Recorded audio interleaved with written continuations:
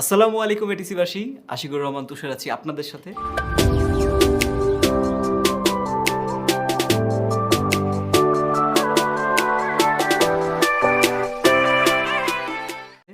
আজকের ভিডিওটা একটু ভিন্ন রকম, মানে অন্যরকম আর কি। খেয়াল করলে দেখবেন আমাদের নিয়মিত স্মার্টফোন রিভিউ ভিডিওতে সর্বদা হার্ডওয়্যার নিয়ে ফোকাস করি বেশি, সফটওয়্যার এক্সপিরিয়েন্স নিয়ে কমই কথা বলি। গত 3-4 বছরে স্মার্টফোনগুলো কম্পিটিশন থেকে নিজেদের আলাদা করে রাখতো জোস হার্ডওয়্যার কম্বো দিয়ে। যত জুস স্পেক তত জুস ফোন, রাইট? কিন্তু দিন বদলে গেছে, এখন সবাই বাগা বাগা স্পেক দিয়ে ফোন আনতেছে, কেউ কারো থেকে কম না। So what makes the difference? Software experience. হ্যাঁ ভাই, একটু যদি খেয়াল করেন তাহলে দেখবেন বর্তমান স্মার্টফোন কম্পিটিশনে সফটওয়্যার এক্সপিরিয়েন্স বা ইউজার ইন্টারফেস যেটাই বলেন না কেন, এটাই সবচেয়ে বড় পার্থক্যটা ঘটতেছে।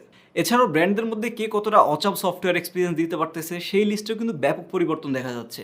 এতদিন যাবৎ যেই রঙিন পানি ওএস এবং আমি ইউআই ইউজারদের কাছে পছন্দের শীর্ষে ছিল, এগুলো এখন যদি একটা লিস্ট বানাই তাহলে দেখা যাবে যে ইউজারদের কাছে পছন্দের পোল লিস্টের একদম তলানিতে থাকবে, কারণ এগুলোর প্রচুর বাগ ভরা and Abol Tabol battery draining করতেছে, তারপরে অ্যাপ ক্রাশিং তো কন্টিনিউয়াসলি হচ্ছে। তো এহেন পরিবর্তনের প্রতি নজর দেওয়া গুরুত্বপূর্ণ বলে মনে করছি আমরা এটিসি টিম। তাই আজকে নিয়ে এলাম স্যামসাংয়ের ওয়ান ইউআই নিয়ে আলোচনা করব। একটু অন্যভাবে বললে স্যামসাংয়ের সফটওয়্যার এক্সপিরিয়েন্স কিভাবে জিরো থেকে বেশি হিরো না, সাধারণ হিরো থেকে কিঞ্চিত লেভেলের উপরের হিরো হইল সেটা জানাবো। যুগে যুগে কম ট্রোলের শিকার হয়নি স্যামসাং। সামসু, হ্যাংসাং সহ কত নাম পেয়েছে, আমরাও মাঝে মাঝে ডাকছি আর কি। আগে স্মার্টফোন নির্মাতা হিসেবে স্যামসাং বরাবরই ছিল অনেক জনপ্রিয়। অ্যান্ড্রয়েড ফোনের শুরু থেকে এখন পর্যন্ত বলা যায় স্যামসাংয়ের সবসময় জনপ্রিয়তার কাতারের উপরের দিকে ছিল, রাজত্ব করেছে অ্যান্ড করছে। প্রতি বছর বাজারে আসছে তাদের ফ্ল্যাগশিপ লাইন আপে প্রিমিয়াম স্মার্টফোনগুলো এবং মিড রেঞ্জ, এন্ট্রি লেভেল সবগুলোই। তবে স্যামসাং স্মার্টফোনগুলোর মূল সমস্যা ছিল তাদের সফটওয়্যার এক্সপিরিয়েন্স। প্রথম যুগের একদম ফার্স্ট জেনারেশন স্যামসাংয়ের প্রথম অ্যান্ড্রয়েড স্মার্টফোন স্যামসাং গ্যালাক্সি বাজারে আসছিল স্যামসাংয়ের টাচউইজ হোম দিয়ে। এই ইউজার ইন্টারফেসের মূল সমস্যা ছিল এতে প্রচুর ব্লোটওয়্যার ছিল, যা দিনে দিনে ইউজারদের ল্যাগি এক্সপিরিয়েন্সের কারণ হতে থাকলো। স্যামসাংয়ের বেশ কিছু প্রি ইনস্টল অ্যাপ থাকতো যা ম্যাক্সিমাম ইউজারদের জন্য ছিল ইউজলেস। পরবর্তীতে স্যামসাং শিফট হলো তাদের এক্সপিরিয়েন্স ইউআইতে। এইটাই টাচউইজ হোম থেকে বেশ একটা মডার্ন লুক দিছিল তারা, বাট আগের যে ব্লোটওয়্যারের সমস্যা ওইটা চেঞ্জই হয়নি তেমন বলতে গেলে। তারা এক গাদা প্রি ইনস্টল অ্যাপ দিবেই দিবে। Samsung health, Samsung connect, Samsung app স্টোরের মতো কিছু অ্যাপ যা ইউজারদের কোনো কাজেই লাগতো না, আনইনস্টল করার কোনো উপায় ছিল না। স্যামসাংয়ের অ্যাপগুলোর পাশাপাশি গুগল ফটোস, ফোন বুকও থাকতো ইনস্টলড। তাই দেখা যেত যে একই অ্যাপ দুইটা করে, মানে ফোন অ্যাপ দুইটা, গ্যালারি অ্যাপ দুইটা এমন। এছাড়াও ছিল ল্যাগি ইউজার ইন্টারফেস, জায়গায় জায়গায় ফ্রেম ড্রপের মতো ব্যাপার স্যাপার। ইভেন ফ্ল্যাগশিপ স্মার্টফোনগুলো তো কিছুদিন ভালো চলার পর ল্যাগ হ্যাং শুরু হইতো। তো সেই সময়ের ফ্ল্যাগশিপ স্মার্টফোনগুলো যদি এই অবস্থা হয় তাহলে mid range and entry level ফোনের কী অবস্থা হবে আপনারা জাস্ট ধারণা করেন। অনেকেই জানেন যারা আগের আমলের বাজেট স্যামসাং স্মার্টফোনগুলো ইউজ করছেন। স্যামসাং ফোন কয়েক মাস যেতে না যেতেই হ্যাং ল্যাগ শুরু করবে না, এটা বিশ্বাসই করতো না তখনকার ইউজাররা। এই একটা জিনিসই স্যামসাংকে পিছিয়ে রাখছিল বাকিদের থেকে, ডেসপাইট হ্যাভিং গুড হার্ডওয়্যার, মারাত্মক ব্র্যান্ড ভ্যালু এবং লয়াল কাস্টমার বেস। স্যামসাংয়ের ইউজার ইন্টারফেসে ব্যাপক আকারে পরিবর্তন আসে 2019 সালে স্যামসাং গ্যালাক্সি S10 সিরিজের সাথে, যখন তারা প্রথমবারের মতো পরিচয় করিয়ে দিয়েছিল তাদের ইউজারদের সাথে ওয়ান ইউআই। ওয়ান ইউআই ছিল আগের ইউজার ইন্টারফেস থেকে ভালো অপটিমাইজড। তারা এতে ব্যাপক পরিবর্তন আনে স্যামসাং এক্সপিরিয়েন্স থেকে। লুকে আনা হয় আরও মিনিমালিস্টিক ফিল, অ্যাড করা হয় নতুন কিছু ফিচার যেমন dark mode, screenshot editing tool, improved always on ডিসপ্লের মতো ফিচারগুলো। ব্লোটওয়্যার বা আজেরা প্রি ইনস্টলড অ্যাপগুলোর আগের সমস্যাটা পুরোপুরি না গেলেও মোটামুটি কমায় ফেলা হয়েছিল। ওভারঅল বেশ সুন্দর একটা মিনিমালিস্টিক লুক আনা হলো ওয়ান ইউআইয়ের মাধ্যমে। স্টক অ্যান্ড্রয়েডের মতো না হলেও বেশ ফিচারফুল এবং কাস্টমাইজেবল ইউজার ইন্টারফেস দিচ্ছিল এটা স্যামসাং ফোনগুলোতে। ধীরে ধীরে আমল বদলে যাচ্ছিল স্যামসাং ফোনের সফটওয়্যার অভিজ্ঞতা। ওয়ান ইউআইতে ওয়ান হ্যান্ড ইউজিবিলিটিতে বেশি প্রায়োরিটি দেওয়া হয়েছে, যাতে করে সেটিংস আর কুইক সেটিংস টগল থেকে ডিফল্ট অ্যাপগুলোতে আনা হয়েছে বিশেষ পরিবর্তন।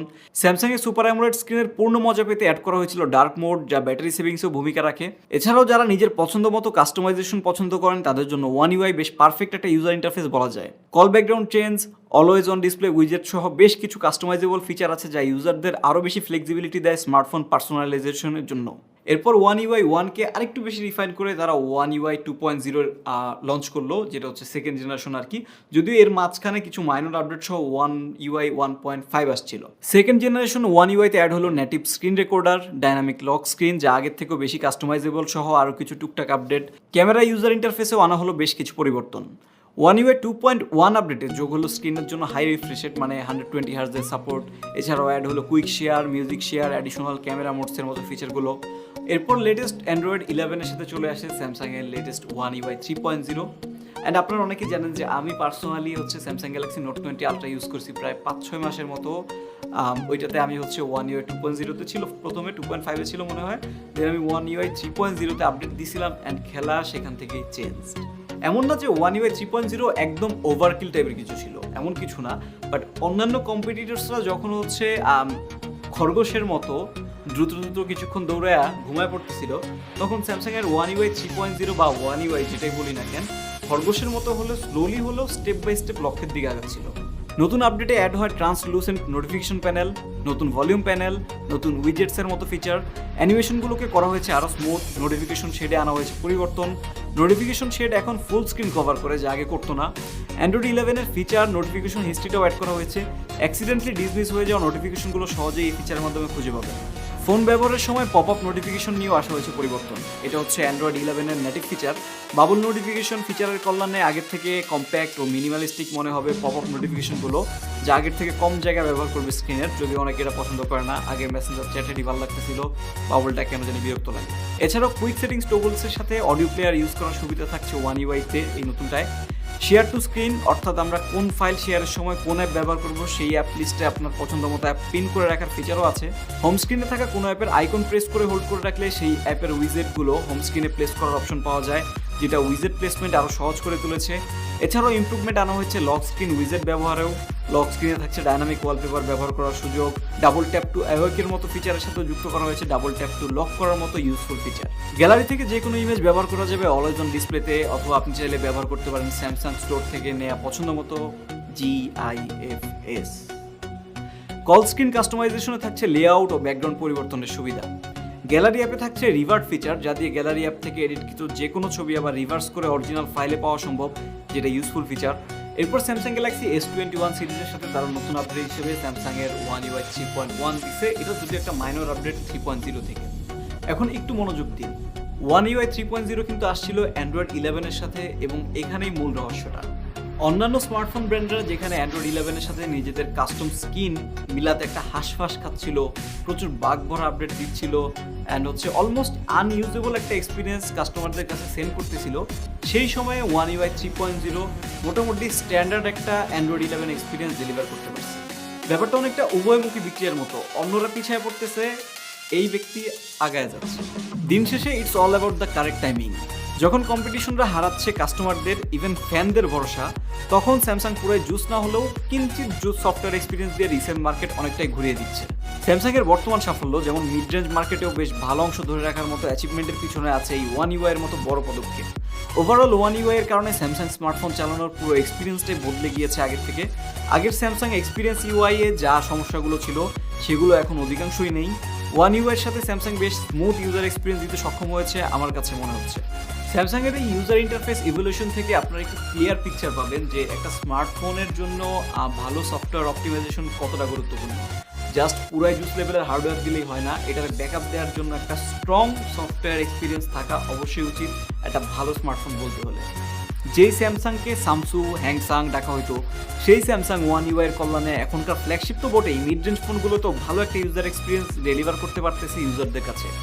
যারা স্টক অ্যান্ড্রয়েডের মতো একদম ক্লিন কিছু চান না বা মোটামুটি কাস্টমাইজেশন লাভার, তাদের জন্য One UI নিঃসন্দেহে বর্তমান বাজারের একটা বেস্ট চয়েস। তবে খেলা কবে বদলে যায় আমার কোনো আইডিয়া নাই। আমি মনে করি এখনও তাদের যে mid range and entry level স্মার্টফোনগুলো আছে এগুলোতে খুব দ্রুত হচ্ছে latest software version distribution plus আর একটু লাইটার UI ইউজ করা উচিত। এটা সত্য যে One UI স্যামসাংয়ের ফ্ল্যাগশিপ বা হায়ার মিড রেঞ্জে যতটা জুস, বাজেট লেভেলে ততটা শাইন করছে না। এখানে একটু হলেও ভিন্ন ফর্মুলা দরকার আমার মতে। তো আজকে এই পর্যন্তই, অন্যদিন হয়তো চলে আসতে পারি আরেকটা ব্র্যান্ডের সফটওয়্যার এক্সপিরিয়েন্স নিয়ে আপনাদের সাথে আলোচনা করতে। স্যামসাং ইউজাররা যারা আগে থেকেই স্যামসাং ইউজ করতেছেন তারা একটু দয়া করে কমেন্ট বক্সে জানাবেন আপনাদের পূর্বের যেই স্যামসাং সফটওয়্যার নিয়ে অভিজ্ঞতা, সেই টাচ উইজ থেকে শুরু করে এক্সপিরিয়েন্স UI, তারপরে হচ্ছে এখনকার যেই One UI, তো এই অভিজ্ঞতা কেমন যাচ্ছে, কেমন গেল, এগুলো একটু কমেন্ট বক্সে জানাবেন, অবশ্যই আমি খুশি হব। আর যদি সাথে সময় থাকে তাহলে ভিডিওতে লাইক দিতে ভুলবেন না। আল্লাহ হাফেজ।